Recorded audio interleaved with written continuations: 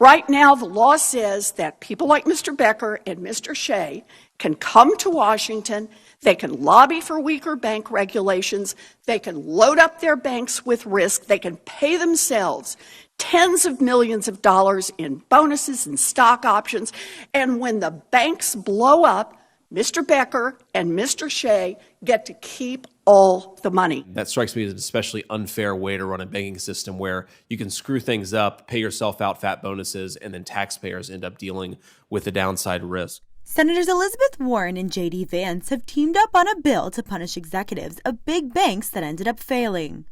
The legislation makes for an odd pairing. Warren is one of the most liberal lawmakers in Congress, and Vance one of the more conservative.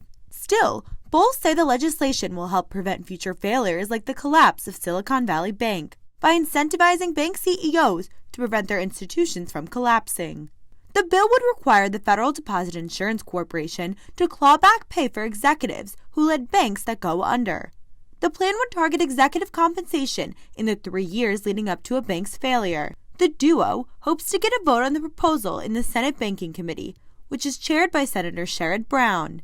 And the legislation already has the backing of nearly a dozen senators in the 23-member committee. Vance tweeted about the legislation after it was announced, voicing his frustration with bank CEOs. Lawmakers grilled Silicon Valley Bank's former CEO Greg Becker during a recent congressional hearing, and the Fed has said SVB leadership failed to manage basic interest rate and liquidity risk. Although the central bank did acknowledge Fed supervisors also failed to take forceful enough action in the lead-up to the failure.